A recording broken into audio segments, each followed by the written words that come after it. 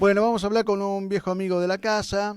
Es amigo ya cuando salió dos veces, ya cuando es tres, amigo muy íntimo, ¿cómo se puede decir? A Ricardo Jaén, analista en riesgo.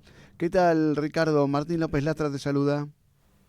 Hola Martín, buenas tardes, ¿cómo estás? Bien, bien, muy bien. Bueno, leímos en los últimos días una columna tuya, el 1 de julio, en conmemoración de lo que fue la figura del entonces presidente Juan Domingo Perón. Yo quería invitarte también a escribir algo sobre Hipólito Yrigoyen, de que hoy se cumplen justamente también algunos años, pero bueno, eso ya queda para vos. Pero bueno, un poquito resuminos el sentido de este artículo y después seguimos hablando de otras cosas.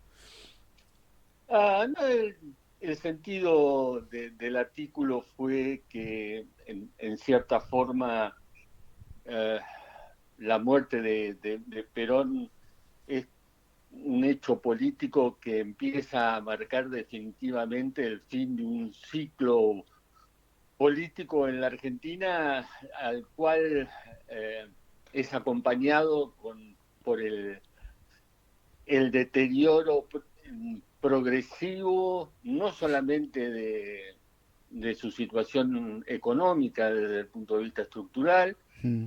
sino también con un cambio de prácticas y de normas socioculturales que son, me parece, bastante significativas. Ujú. Por ejemplo. Por ejemplo, la destrucción de la educación pública creo que es la principal. ¿Ya por aquella Eh, época? sí, sí, sí, sí, Ah, sí, mira. sí, sí, Porque yo era sí, muy sí. chiquito, por eso te pregunto, Ricardo. No, yo tenía 10 años Sí, cuando falleció el general Perón, el presidente, entonces presidente, sí. sí, digamos, se comienza a vivir, digamos, un proceso en el cual, digamos, la educación pública en aras, se venía haciendo eso en aras de una supuesta evolución o revolución, se cuestionaron aspectos fundamentales de de la educación pública extendida en la Argentina como un elemento que era indiscutible. Ujú. Esto no significa de que no había un montón de cosas para mejorar, por supuesto que sí, ¿no? Sí, sí. Pero bueno, ciertos conceptos que formaban un triángulo importante para la sociedad argentina de aquel momento, Ujú. de las cuales la educación pública era un pilar fundamental, Ujú. bueno, empiezan a ser puestas en tela de juicio, eh, graciosamente diciendo que se la defendía o que se la extendía o que se la mejoraba, ¿no? Claro, claro, claro. Sí, la verdad Pero que yo no sí, tengo. Vos sos un poquito más grande, bueno, te acordarás, pero no, de las pautas de calidad educativa de aquella época, no. La verdad que no, no te puedo dar una fíjate, opinión. Martín, por el tiempo, digamos, cuando empieza el gran desarrollo del negocio de la enseñanza privada.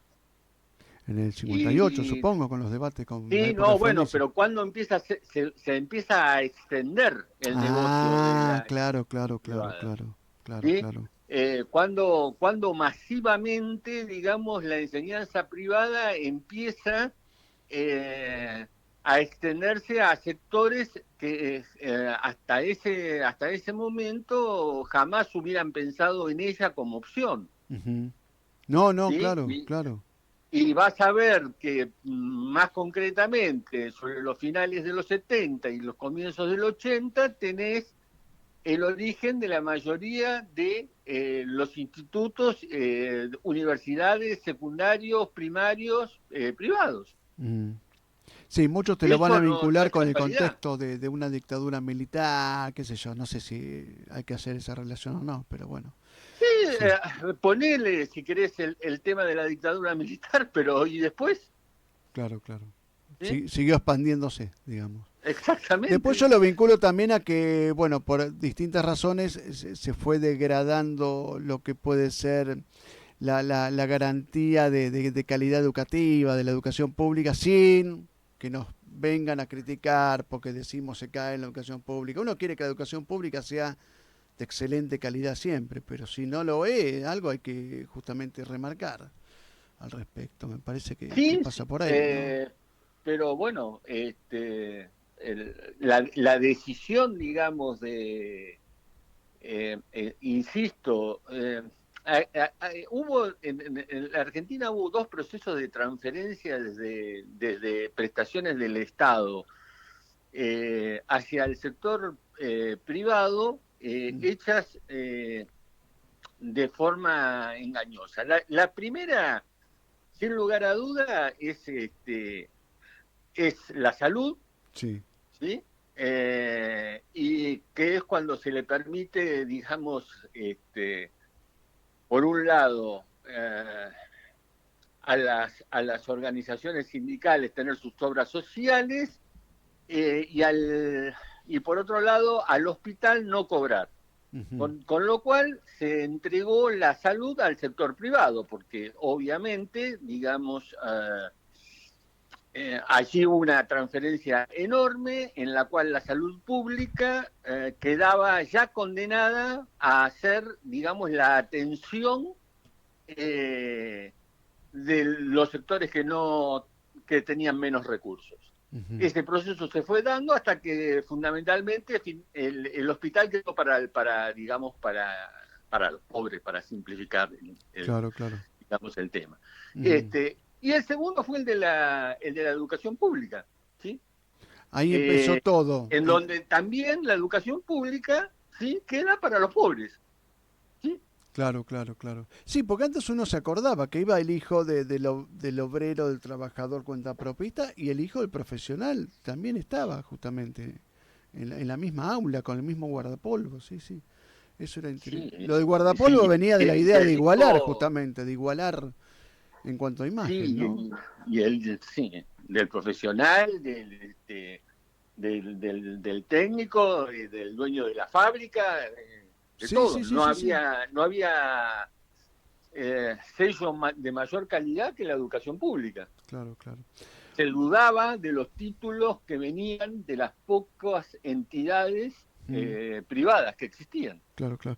Vos sabés que hablando de Perón, que esto motivó tu artículo y demás, el otro día hablando con el ministro de Trabajo de acá de provincia, él recordó que en la tercera presidencia de Perón justamente fue cuando se impuso el tema del impuesto a las ganancias, porque habían descubierto que había una especie de como de fraude laboral patronal, de que los hijos de poderosos empresarios se inscribían como asalariados. Entonces Claro, ahí sí, Perón, a correcto. través de sus ministros, detectaron esto y dijeron, no, no, hay que poner un impuesto a las ganancias porque está en desigualdad de condiciones respecto del universo de trabajadores. Mira vos de dónde viene, como que la tercera presidencia de Perón tuvo sus cosas significativas, ¿no? No, pero no, además, digamos, el impuesto a las ganancias, yo no soy un entendido en esa materia, pero digamos, los especialistas en los sistemas impositivos siempre reconocen que es el impuesto más progresista que existe, Ujú. porque se supone que reparte las cargas, ¿no es cierto?, de cuáles son los aportes hacia al Estado, mientras que otros impuestos que impactan directamente sobre la población, como el IVA, son los más injustos, Ujú. porque hacen pagar el mismo monto a todos, Claro. independientemente de su situación. Sí, igual yo tengo mis diferencias porque depende de la aplicación del impuesto de las ganancias. Discutamos del piso, a partir de dónde, pero bueno, son cuestiones. Acá se. No, no, insisto, no soy No, conocedor yo del tema. tampoco. Simplemente, en este caso estoy repitiendo lo que en Ujú. general me han explicado cuando he consultado con respecto al Claro. mismo, ¿no? Vamos a un poquito más cable a tierra en la actualidad, Ricardo, si te parece, pasando de la historia a la actualidad. Me acuerdo haber conversado con vos en más de una ocasión en el año electoral y bueno, después de 6 meses de un presidente de quien no se le conocían prácticamente antecedentes en su carrera política, ¿cómo es que se le dice? Un outsider, alguien sin experiencia que va en contra de toda la clase política históricamente conocida. Bueno, ha gobernado, ha ejercido poder. ¿Se pueden sacar algunas conclusiones a 6 meses? Eh, digamos, alguna, no sé si conclusiones, por decir lo que se puede, es prudentemente, se pueden subrayar algunas líneas. Ujú. Eh, y me parece que la principal línea a subrayar es que aún en la situación económica difícil que se vive y aún inclusive a los sobresaltos en que se sigue manteniendo esa situación económica, en general lo que se puede medir y se puede ver es que se mantiene el vínculo emocional de quienes lo votaron. Ujú. Eh, y esto me parece, el tema a subrayar, Ajá. en que básicamente es un gobierno que está sostenido eh, por no una estructura política, como vos señalaste, sino básicamente por una relación emocional, que por ahora la sigue manteniendo. ¿Hasta dónde se mantiene el vínculo emocional? Porque uno puede suponer que no todos los que votaron a Milei se están beneficiando directamente. Es más, algunos pueden sentir algún leve o mediano perjuicio en sus bolsillos por tema lo que fue la inflación del primer trimestre, la pobreza, despidos. ¿Hasta dónde llega ese vínculo? Yo creo que ese vínculo está fundamentalmente fortalecido por el hecho de que es muy fuerte, aparece muy fuerte en los sectores más jóvenes, Mm, digamos, si vos querés, de los sectores de 16 a 30 años, sí. eh, y en aquellos que inclusive, digamos, no lo votaron como primera opción, sino que lo votaron como segunda opción, Mm, eh, se sigue manteniendo fundamentalmente porque tampoco cambian la imagen negativa que la mayoría del electorado sigue manteniendo de la oposición. ah, está. Mm, Entonces, hay un sentimiento que predomina allí, que es esto que habrás escuchado en la calle o ya como un latiguillo o una definición, es esto de que no quiero imaginarme que esto fracase. claro, claro, claro, claro. Ya inclusive aclarando, por ejemplo, de que yo no voté a este gobierno o no me gusta, etcétera. Mm, Pero el punto fuerte es esto, mm, no quiero imaginarme que esto fracase. Ahí está el núcleo mm, del vínculo emocional que mm. mantiene el gobierno. Y es un elemento absolutamente muy novedoso en la política Mm. argentina. A muchos les da la sensación que estamos sobre una especie de Titanic que no estamos descubriendo y que en algún momento chocamos con el iceberg, mucha apuesta y demás, pero como que, bueno, desde distintos sectores que están informando que esto explota en algún momento por el tema del dólar, por el tema de las variables sociales y demás, y que no podríamos estar aguantando mucho más. Puede haber una apuesta de un tiempo más, pero que después esto directamente es como que trae una reacción terrible en lo social. De hecho, el Fondo Monetario Internacional creo que estaba diciendo en algún documento que no queremos que a este gobierno le protesten 100.000 personas por todas las variables, toda la información negativa o los resultados negativos que están dando determinadas variables como la pobreza, como otras cuestiones. Sí, está bien, Martín, lo que vos señalás. Ahora, el punto me parece que eso, lo que vos estás señalando, es lo que en general la, la oposición política eh, espera que pase, o sea, que la economía va a hacer su trabajo sola. Es Ajá. decir, que todo esto va finalmente a volar por el aire y entonces el gobierno estará en severos problemas. Ujú. Eh, Está bien que además la oposición política dice esto para cubrirse de lo que no hace. Ah, Eh, Vos escuchaste, por ejemplo, Martín, de cualquier arco de la oposición, del kirchnerismo, del radicalismo, del PRO, de lo que quieras, de mm, aquellos, digamos, partidos constituidos. mm. Por ejemplo, ¿escuchaste algún plan antiinflacionario alternativo para discutir con el gobierno?